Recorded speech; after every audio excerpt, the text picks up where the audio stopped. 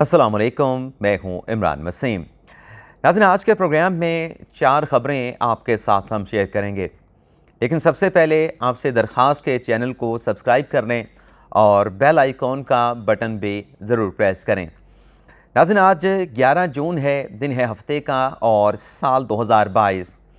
नाज़रीन, हमारे प्रोग्राम की पहली खबर साबिक़ वज़ीर दाखिला शेख रशीद साहब से मुतल्लिक़ है। खबर नाज़रीन ये है कि शेख रशीद के ख़िलाफ़ 3 साल पुराना तौहीन अदालत का केस सुप्रीम कोर्ट में समाअत के लिए मुकर्रर कर दिया गया है। इस केस की अदालत उज़्मा में कब समाअत होगी और चीफ जस्टिस की जानिब से तौहीन अदालत के मुकदमे के लिए कौन सा बेंच तश्कील दिया गया है, बेंच की सरबराही कौन करेंगे, बेंच में कौन से जज साहबान को शामिल किया गया है, ये तफसीलात आगे चल के आपके साथ हम शेयर करेंगे। लेकिन सबसे पहले इस केस का मुख्तसर सा जो बैकग्राउंड है वो आप नाज़रीन के साथ शेयर करेंगे। नाज़रीन, इस केस का पस मंज़र यह है कि 2019 में गर्ल्स गाइड एसोसिएशन की जानिब से एक दरख्वास्त सुप्रीम कोर्ट में दायर की गई, जिसमें यह कहा गया कि सुप्रीम कोर्ट के अहकामात के बावजूद वफाकी वज़ीर दाखिला शेख रशीद अपना असर रसूख इस्तेमाल करके वो जगह जो अदालती अहकामात के बाद गर्ल्स गाइड एसोसिएशन को अपनी तंजीम को चलाने के लिए, अपनी एसोसिएशन को चलाने के लिए, अपनी एक्टिविटीज़ के लिए दी गई थी, उस जगह को शेख रशीद साहब जो हैं बीइंग ए मिनिस्टर अपना असर रसूख इस्तेमाल करके उसे खाली करवाना चाहते हैं। दरख्वास्त में नाज़रीन अदालत के सामने नुक्ता ये उठाया गया कि जब अदालत उज़्मा का फैसला आ चुका है कि ये जगह गर्ल्स गाइड एसोसिएशन से खाली नहीं करवाई जाएगी, तो अदालती फ़ैसले के बाद शेख रशीद का इस जगह को खाली करवाने के लिए अपने बतौर वज़ीर अख्तियारात को इस्तेमाल करना दरअसल पाकिस्तान के सबसे बड़ी अदालत के अहकामात की खिलाफ वर्जी है। और अदालत से उस दरख्वास्त में ये इस्तदा की गई कि शेख रशीद के ख़िलाफ़ फ़ौरी तौर पर तौहीन अदालत की कार्रवाई की जाए और उनमें तौहीन अदालत का मुर्तकब करार दिया जाए और जो जगह खाली करवाई जा रही है वो दोबारा से कहा जाए कि उस जगह को गर्ल्स गाइड एसोसिएशन से खाली नहीं करवाया जा सकता। जैसा कि मैंने आपको इंट्रो में बताया कि ये 2019 में दरख्वास्त दायर की गई, लेकिन 3 साल तक ये मुकदमा सुप्रीम कोर्ट में पड़ा रहा। अब चूँकि हुकूमत तब्दील हो चुकी है, शेख रशीद साहब वज़ीर दाखिला नहीं रहे, तो अब इस केस को 3 साल के बाद समाअत के लिए मुकर्रर किया गया है और चीफ जस्टिस की जानिब से जो बेंच तश्कील दिया गया है नाज़रीन, उसमें जस्टिस इजाज़ुल एहसन 3 रुकनी बेंच की सरबराही करेंगे। बेंच में जस्टिस मुनीब अख्तर और जस्टिस मज़ाहिर अली नकवी को शामिल किया गया है। अब देखते हैं कि 15 जून को जब इस तौहीन अदालत केस की समाअत होती है तो अदालत की जानिब से किस किस्म के अहकामात जो है वो जारी किए जाते हैं। आया कि इस दरख्वास्त को काबिल समाअत करार दिया जाता है, और अगर काबिल समाअत करार दिया जाता है तो नाज़रीन इस सूरत में फिर शेख रशीद को अदालत की जानिब से कंटेम्प्ट का नोटिस जो है वो जारी किया जाएगा। दूसरी नाज़रीन हमारी खबर APS के शोहदा से मुतल्लिक़ है। इस खबर की डिटेल में जाने से पहले थोड़ा सा पस मंज़र इस खबर का भी आपको बता दें कि गुज़िश्ता साल नवंबर में सुप्रीम कोर्ट में जब Sania army public school case की समाअत हुई तो उस वक्त के चीफ जस्टिस गुलजार अहमद की जानिब से वज़ीर आज़म इमरान खान को ज़ाती हैसियत में सुप्रीम कोर्ट में तलब किया गया। सुप्रीम कोर्ट को अदालत ने अहकामात जारी किए थे कि ये APS के शोहदा के वर्सा हैं, इनकी दादरसी करें, इनको सुनें, इनका मसला क्या है और इनका जो भी इशू है उसे सॉर्ट आउट करने की कोशिश करें। और ये अहकामात जारी करते हुए चीफ जस्टिस ने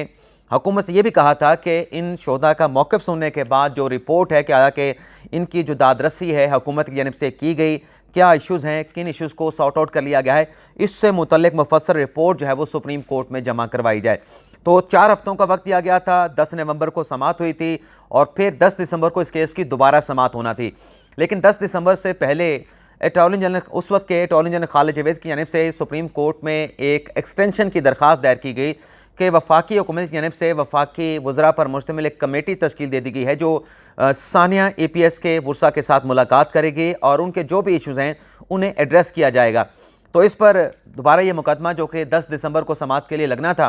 वो समाअत के लिए जो है वो मुकर्रर नहीं हो सका और फिर एक और एक्सटेंशन की दरख्वास्त जो है वो अटॉर्नी जनरल की जानिब से दी गई। अब नाज़रीन डेवलपमेंट ये हुई है कि सानिया APS के वर्सा का 20 रुकनी डेलीगेशन जो है वो सुप्रीम कोर्ट पहुंचा गुज़िश्ता रोज़। उन्होंने सुप्रीम कोर्ट बार के जो सदर हैं एहसन भून के साथ मुलाकात की।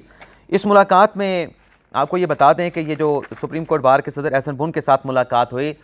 सानिया APS के शोहदा के वर्सा की जानिब से मायूसी का इजहार किया गया कि नवंबर में हमारे केस की आखिरी समाअत हुई, उसके बाद ये मुकदमा समाअत के लिए मुकर्रर नहीं किया गया और ये शिकवा भी किया गया कि हुकूमती सतह पर हमारे जो इश्यूज़ हैं, हमारे जो तहफ़्फ़ुज़ात हैं उनको दूर नहीं किया जा रहा और हमें इंसाफ के लिए किसी किस्म की मदद जो है वो हुकूमती सतह से फ़राहम नहीं की जा रही। तो इस मुलाकात के बाद जो सुप्रीम कोर्ट बार के सदर हैं एहसन बोन, उनकी जानिब से एक तो ये मुतालबा किया गया सुप्रीम कोर्ट से कि जो मुकदमा सानिया APS के बुरसा का सुप्रीम कोर्ट में ज़ेर इल्तवा है उसे फौरी तौर पे समाअत के लिए मुकर्रर किया जाए, और साथ में यकीन दहानी भी APS के शोहदा के बुरसा को करवाई गई कि इस इशू के ऊपर जितना हो सका सुप्रीम कोर्ट बार एसोसिएशन के प्लेटफार्म से आपको जितना हो सका हम जो है मदद जो है वो फराहम करेंगे, आपके साथ तावन करेंगे। अब नाज़रीन, जो तीसरी खबर है, जो वज़ीर आज़म शहबाज शरीफ और हमजा शहबाज शरीफ के खिलाफ 16 अरब की मनी लॉन्ड्रिंग का केस है, इसमें नाज़रीन बड़ी पेशरफ्त हुई है। नाज़रीन, जो एक एक्यूज़ हैं मकसूद चपड़ासी, जिनका मुत्तहिदा अरब अमारात में इंतकाल हुआ, उनकी तदफीन कर दी गई और आज लाहौर की सेंट्रल अदालत में मनी लॉन्ड्रिंग केस की समाअत भी हुई। पेशरफ्त नाज़रीन ये हुई है कि साबिक हुक्मरानों की तरफ से, PTI के रहनुमाओं की तरफ से, ख़ास तौर पे शहबाज गिल, फवाद चौधरी और PTI के दीगर रहनुमाओं की तरफ से जो कंसर्न शो किया जा रहा था, रिजर्वेशन का इजहार किया जा रहा था कि कोई मखसूस केमिकल के ज़रिए जितने भी लोग हैं जो इन्वॉल्व हैं शरीफ ख़ानदान के केसेस में, उन्हें मखसूस केमिकल देकर जो है वो हार्ट अटैक करवाए जा रहे हैं। तो उस पर मैंने एक वीलॉग पहले भी किया था कि इनका स्टेक तो बनता नहीं, स्टेक उनका बनता है जो जिनका इंतकाल हुआ है। जैसे मकसूद चपड़ासी का इंतकाल हुआ है तो उनके वर्सा सामने आए, वो आके तशवीश का इजहार करें, वो के इल्ज़ाम लगाएं और वो तहकीकात का मुतालबा करें। अब नाज़रीन, डेवलपमेंट ये हुई है, जो मुकदमा आज लाहौर की अदालत में चला, उसकी मुख्तसर सी तफसीलात भी आपके साथ हम शेयर करेंगे। लेकिन नाज़रीन, पेशरत ये हुई है कि मकसूद चपड़ासी के वर्सा सामने आए हैं और ये जो साबिक हुक्मरानों की तरफ से, PTI के रहनुमाओं की तरफ से कंसर्न और जो तहफ़्फ़ुज़ात का इजहार किया जा रहा है, उस पर उनका रद्द-ए-अमल सामने आया है। उनके एक कज़न है नाज़रीन मकसूद चपड़ासी के, एक तो उन्होंने कहा कि हमें जो बार बार कहा जाता है PTI के रहनुमाओं की तरफ से कि मकसूद चपड़ासी या हम कोई चपड़ासी नहीं है। एक तो उन्होंने कहा कि PTI के रहनुमाओं को, शहबाज गिल को, फवाद चौधरी को इस तरह की बात करते हुए शर्म आनी चाहिए। दूसरा, उन्होंने कहा कि उनके कज़न ने कि मैं गारंटी के साथ कहता हूं कि किसी किस्म का कोई केमिकल नहीं दिया गया और जो उसकी मौत हुई है, तबाही मौत हुई है और हरकत कल्ब बंद होने से उनका इंतकाल हुआ है, तो लिहाजा इस किस्म के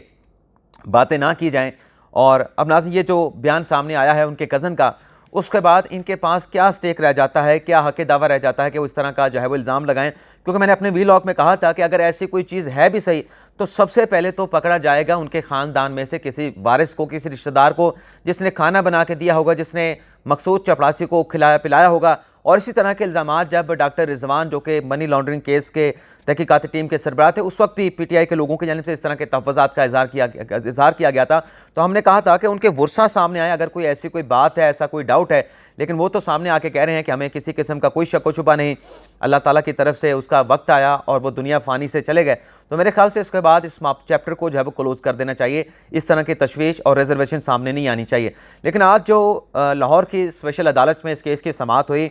उसमें जो प्रोसिक्यूटर हैं FIA के नाज़रीन, उनकी जानिब से अदालत को आज ये कहा गया है कि जो मकसूद चपड़ासी का इंतकाल हुआ है, उनके इंतकाल की वजूहात जानने के लिए मुतल्लिका इदारे को ख़त लिख दिया गया है। ये FIA के प्रोसिक्यूटर ने आज अदालत में पेश होकर कहा है। बाकी आज की अदालती कार्रवाई हुई है। FIA की जानिब से जो मफरूर मुल्ज़मान हैं उनके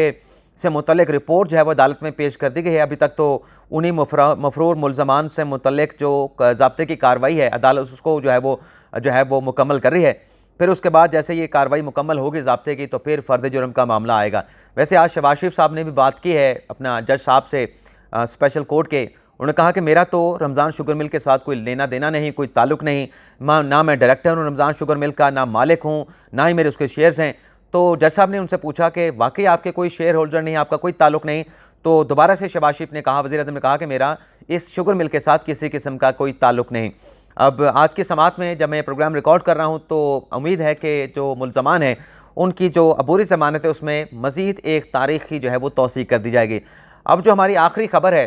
कि खुफिया राब्तों के बाद जो खान साहब ने एक यू टर्न लिया है और न्यूट्रल के साथ मोहब्बत का इजहार और न्यूट्रल की शफ़क़त को नागज़ीर करा दिया गया है, इस खबर की डिटेल पर आपके साथ हम गुफ्तगू करते हैं। हाजी खान साहब के जो अपना इस्टेब्लिशमेंट के साथ खुफिया राब्ते हैं, इसका एतराफ़ तो PTI के रहनुमाओं की तरफ से और शेख रशीद की तरफ से कई मौक़ों पे किया गया कि राब्ते जारी रहते हैं, राब्ते जारी हैं, और इवन के यहाँ तक कहा गया कि 3 मरतबा राब्ता हुआ, बातचीत हुई, लेकिन खान साहब ने उनकी बात मानने से इनकार कर दिया। और ख़ान साहब का एक ही मुतालबा है कि मुल्क में फ़ौरी तौर पर नए इंतखाबात की तारीख दी जाए। तो ये रिकॉर्ड के ऊपर है कि इन खुफिया राब्तों का एतराफ़ किया गया है। अब नाज़रीन डेवलपमेंट ये हुई है कि जो खान साहब का लॉन्ग मार्च 25 मई को चला पेशावर से और 26 मई की रात इस्लामाबाद में दाखिल हुआ और फिर अचानक 26 मई को सुबह ये हुआ कि खान साहब ने उस लॉन्ग मार्च को कॉल ऑफ कर दिया। सवाल उठे, पूछा गया कि अचानक क्या कोई डील हुई, कोई राब्ते हुए, कोई मुज़ाकरात हुए? तो कहा गया कि नहीं, खान साहब ने, बल्कि खान साहब ने खुद कहा कि मैंने इस खदशे की बुनियाद के ऊपर कि कोई खून रेजी ना हो जाए, मैंने अपना लॉन्ग मार्च कॉल ऑफ कर दिया। और फिर खान साहब ने कहा कि सुप्रीम कोर्ट से पर हमारी नज़रें हैं, सुप्रीम कोर्ट में हमने दरख्वास्त दायर की है, तो जैसे सुप्रीम कोर्ट से मामला क्लियर होगा दोबारा मैं लॉन्ग मार्च की कॉल दूंगा। लेकिन असल ख़बर यह है कि इन खुफिया राब्तों के नतीजे में खान साहब तक ये ना सिर्फ पैगाम पहुँचाया गया कि आप लॉन्ग मार्च ना करें, बल्कि इन खुफिया राब्तों के नतीजे में खान साहब को राज़ी भी कर लिया गया है कि फ़िलहाल अपना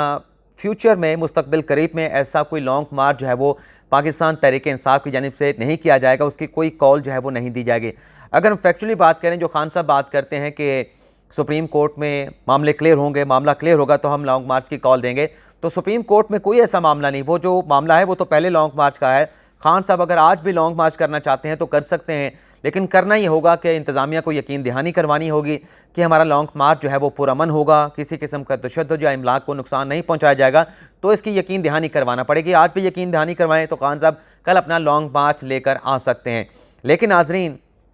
अब तो बाकायदा तौर पे खान साहब ने कह दिया है कि, बल्कि खान साहब ने उनके पीटीआई के लोगों की जानिब कहा जा रहा है कि लॉन्ग मार्च फ़िलहाल नहीं किया जा रहा, और बल्कि इसका एतराफ़ जो है, जो खान साहब के एक ही इत्तेहादी जमात है काफ लीग के जो सीनियर रहनुमा और स्पीकर पंजाब असम्बली हैं परवेज़ इलाही, उनकी जानिब से कह दिया गया है कि हमने खान साहब को राज़ी कर लिया है। खान साहब को कह दिया है कि जब तक पंजाब में जो 20 सीटें खाली हुई हैं उन पर ज़िमनी इलेक्शन नहीं हो जाता, तब तक तो लॉन्ग मार्च को आप भूल जाएँ, लॉन्ग मार्च नहीं किया जाएगा। तो नाज़रीन ज़रा ये बताते हैं कि ग़ालिबन अगर खान साहब ने कोई दोबारा लॉन्ग मार्च का इरादा भी किया, कोई ऐसा प्लान बनाया, तो वो अगस्त के मिड में या अगस्त के आखिर या सितंबर के शुरू में जाके हो सकता है। लेकिन इस तारीख़ तक, इन मुमकिन डेट तक जो है वो खान साहब कोई लॉन्ग मार्च नहीं करने वाले। दूसरा जो न्यूट्रल की बात है कि न्यूट्रल की शफ़क़त को नागुज़ीर करार दिया गया, तो ये जो राब्ते हैं ये भी इस बात का जो है वो गुमाजी करते हैं कि न्यूट्रल के बगैर जो है वो सियासी मामलात आगे नहीं बढ़ सकते। लेकिन इसका एतराफ़ भी परवेज़ इलाही साहब ने कर लिया है, क्योंकि खान साहब तो अपने तकरीरों में, अपने बयानात में, अपने खिताबात में न्यूट्रल को टारगेट करते हैं। लेकिन अब आप देखेंगे कि खान साहब उस तरीके से अब न्यूट्रल को टारगेट नहीं करेंगे, क्योंकि खान साहब को